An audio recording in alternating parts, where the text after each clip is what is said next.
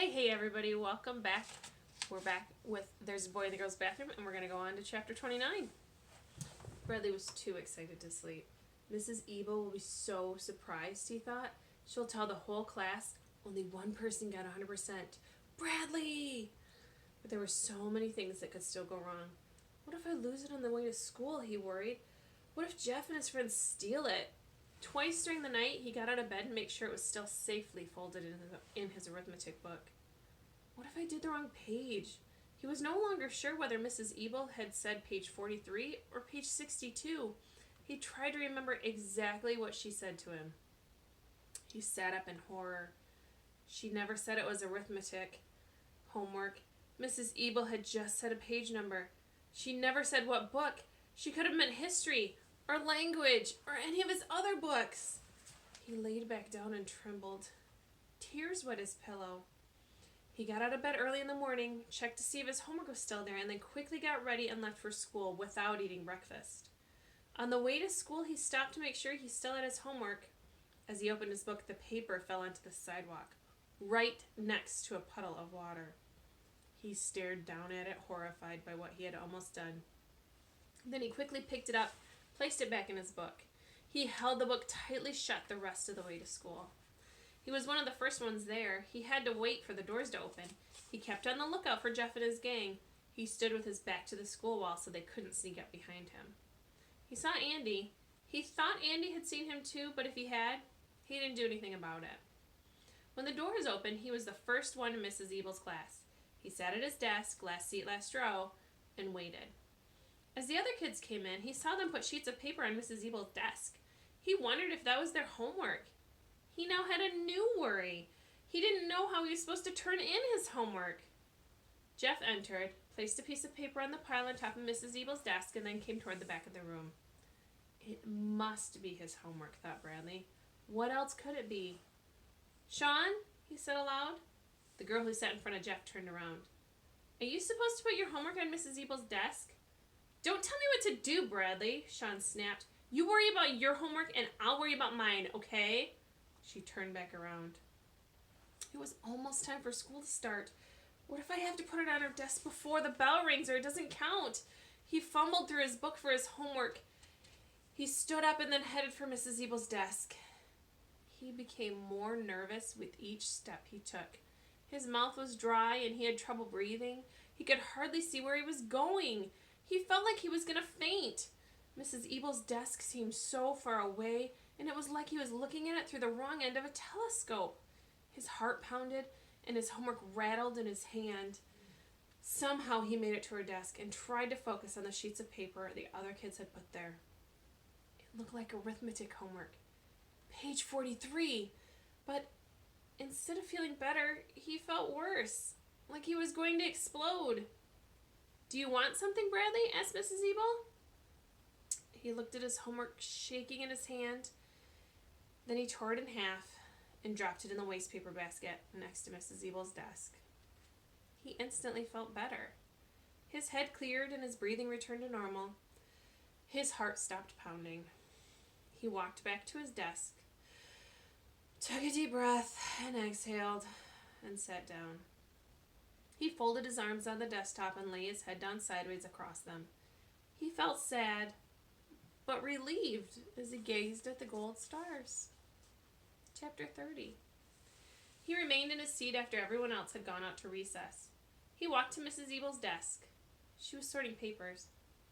Mrs. Ebel, he said timidly, may I use the hall pass? I need to see the counselor. She looked up. Please? Normally, Mrs. Ebel would never allow Bradley Chalkers loose in the halls, but something about the way he asked must have changed her mind. All right, Bradley, she said. Then she cut herself. But if you're bad, you'll never be allowed in the halls of this school again. Thank you. He took the hall pass off the hook behind her desk and headed out the door. You're welcome, said Mrs. Ebel to herself. He knocked on the door to Carla's office. How nice to see you today, Bradley, she greeted him. I appreciate your coming to see me.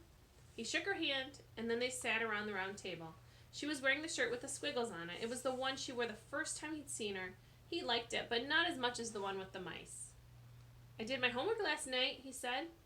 Carla beamed. I'm so proud of... I ripped it up. What? I ripped it up. I brought it to school, and I was just about to put it on Mrs. Ebel's desk, but then I ripped it up.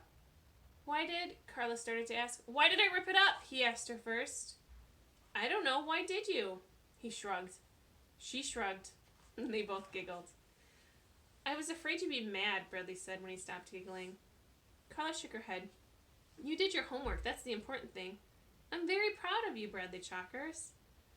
I'm going to do all my homework from now on, he promised. That's wonderful.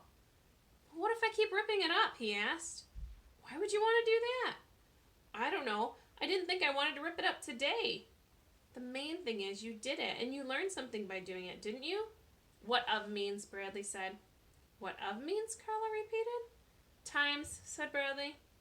She stared at him baffled. Oh, right, she said, as it all suddenly connected for her. So, even though you ripped up your homework, you still remember what you learned. You didn't rip up your memory, and when Mrs. Ebel gives the next arithmetic test, you'll know how to answer the questions. If they don't change the rules, said Bradley. What rules? Like, what if they decide to make of mean subtraction? They won't change the rules, Carla assured him, whoever they are. But what if I rip up my test, too, he asked.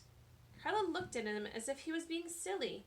Has Mrs. Ebel given you any homework for tomorrow, she asked. Tomorrow's Saturday. Okay, for Monday? No, we never have homework over the weekend. He spoke like an expert, like he's been doing homework for years. But we have a book report due next week, only what?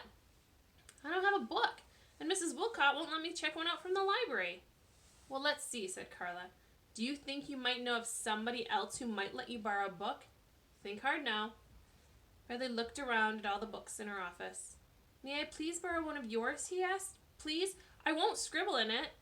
Carla walked around the table and then picked out a book from a stack on top of one of her bookcases.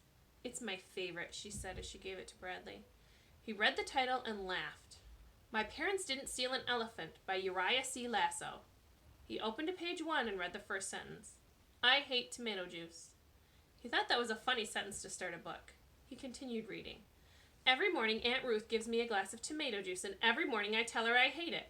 Fine dumpling, she always says. Don't drink it. She calls me dumpling. Uncle Boris calls me cornflake. They're crazy. One of these days, I'm afraid they're going to try to eat me. He glanced up at Carla and then returned to the book. My parents are in jail. They got arrested for stealing an elephant from the circus. Only they didn't do it. If they stole an elephant, I'd know about it, wouldn't I?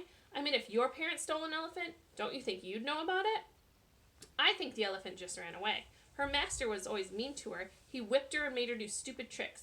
My parents used to complain about that a lot. That's why they think they stole her. So, anyway, that's why I have to live with my crazy Aunt Ruth and Uncle Boris. If you ask me, they belong in the circus. They're crazy. Uncle Boris always smokes a cigar. It just hangs out the corner of his mouth. Whenever he kisses my aunt, he swings the cigar out of the way with his tongue and then kisses her out of the side of his mouth. I bet you think Aunt Ruth doesn't like it when he kisses her that way. Wrong. She always laughs when he does it. Sometimes she smokes a cigar, too. I told you they were crazy. Look, he even smokes a cigar while he's drinking tomato juice. The bell rang. Bradley was amazed at how quickly the time had passed. Do you want to have lunch together again? He asked.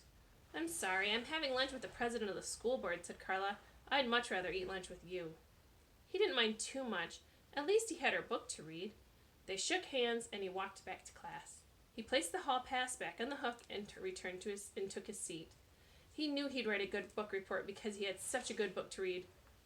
I just hope I don't rip it up. Chapter 31. What you doing, Bradley? Asked Ronnie.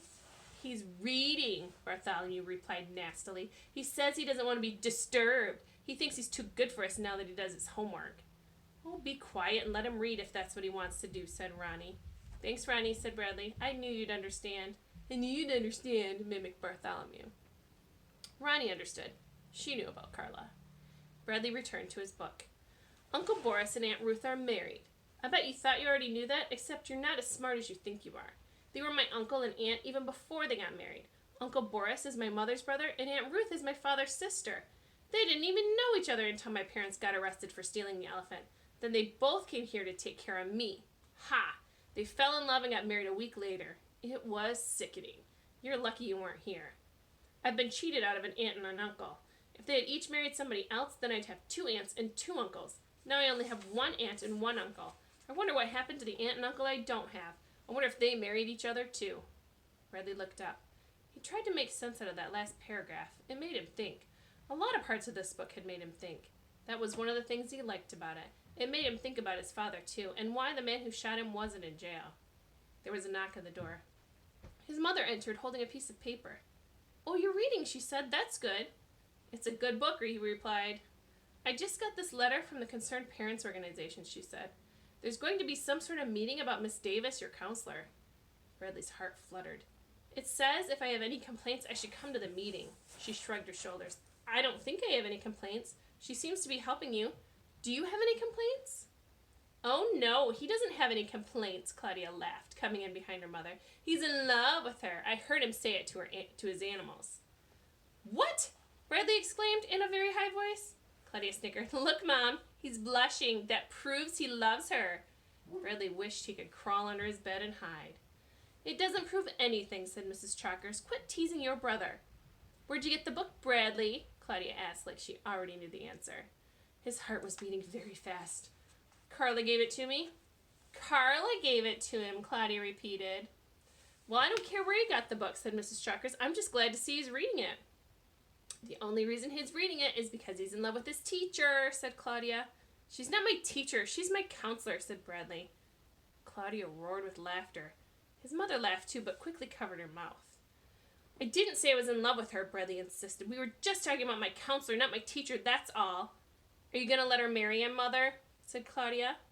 Mrs. Chalkers smiled. "Well, I don't know. She seems like a very lovely girl." Bradley felt like he was going to die. His sister was hysterical.